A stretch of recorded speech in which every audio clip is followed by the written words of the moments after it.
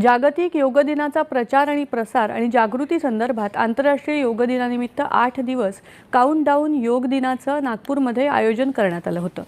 सूचना प्रसारण मंत्रालयाअंतर्गत येणाऱ्या केंद्रीय संचार ब्युरोच्या वतीनं हा कार्यक्रम आयोजित करण्यात आला होता। आर्ट ऑफ लिव्हिंगच्या नागपूरच्या योग शिक्षिका संगीता सोनसळ, पूर्णकालिक योग शिक्षक पतंजली नागपूरचे मोहन वैरागडे यांनी उपस्थित कर्मचारी आणि नागरिकांना योगाचं महत्त्व सांगत योगाच्या विविध आसनांची प्रात्यक्षिकं दाखवली। वर्ध्यातही आगामी योग दिनाच्या पार्श्वभूमीवर उलटगणती कार्यक्रम आयोजित करण्यात आला। केंद्र सरकारच्या माहिती आणि प्रसारण मंत्रालयाअंतर्गत केंद्रीय संचार ब्युरोच्या वतीनं महात्मा गांधी आंतरराष्ट्रीय हिंदी विद्यापीठात योग शिबिर घेण्यात आलं। योग दिनासाठी विशेष प्रचार मोहीमही राबवण्यात आली। अनेक तज्ज्ञांनी उपस्थितांना योगासनं, प्राणायाम आणि विविध योग चिकित्सा पद्धतींबाबत मार्गदर्शन केलं। वृक्षाला पाणी देऊन कार्यक्रमाची सुरुवात करण्यात आली।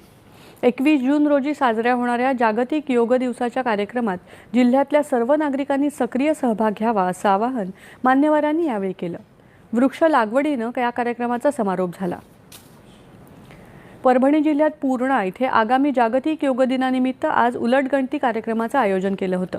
केंद्र सरकारच्या माहिती आणि प्रसारण मंत्रालयाच्या नांदेड इथल्या केंद्रीय संचार ब्युरोनं या कार्यक्रमाचं आयोजन केलं होतं।